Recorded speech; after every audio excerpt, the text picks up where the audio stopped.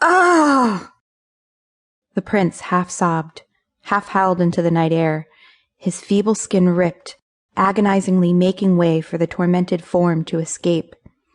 Nearly doubled over, he'd never known such excruciating pain before, and yet the old woman continued to laugh at him. Her unmerciful cackles pierced his ears louder than his tearing skin. Sickened and dazed, the transformation ended with a jolt, leaving a deep-rooted throbbing ache throughout his whole form. Everything stung with the awareness of newly stretched and swollen limbs. Taking a ginger step, he practically fell over from the searing nerve endings as they shot up from the soles of his feet to his legs and back.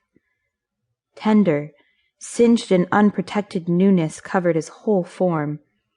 He was so preoccupied with trying to cope, he didn't hear the woman until she repeated herself. "You'll be sore for quite some time, so you'd better get used to it." Her laughter grated again. "Why?" gasped the prince. "Why me? Why now?" He tried to straighten and turn to meet her gaze more fully, but while attempting to, he stumbled and collapsed. Fire surged through every bone as his raw nerves met the harsh ground. The pain was more unbearable than the transformation. Nausea flooded into his pounding skull and threatened to spew out his throat onto the ground if he didn't hold as still as possible. He felt her cane grind into his hip, but he was too weak to acknowledge it. "You, boy, needed to be taught a lesson." She jabbed the sharp stick and continued. "Now you will forever know what it feels like to be ugly.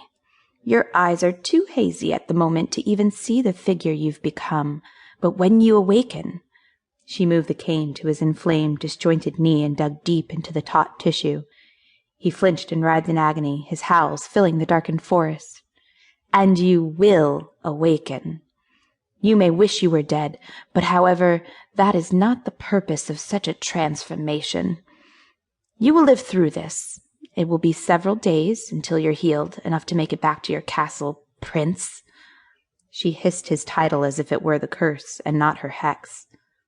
"At that point, when you're able to crawl up the stately stairs to your fine room, I want you to haul yourself up upon your chiseled table and peer into the looking-glass.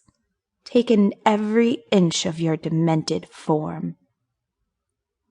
That will be the day you embrace what has truly happened to you, and the day you realize what it means to be a hideous beast forever." "No," he yelped as her cane lashed at his engorged, twisted spine. "Please." His body convoluted. Nausea swam in dizzying circles until he could no longer focus on anything but the bile rising, aching to relieve itself as the cane pounded again and again. The old woman wheezed, and thankfully the whacking stopped. She coughed for some time before weakly sputtering out the rest of the curse. "You will be forced to stay this way forever, half man, half beast, unless you find some poor, pitiful female to embrace, accept, and love you for the monster that you are." Her breathing became more labored.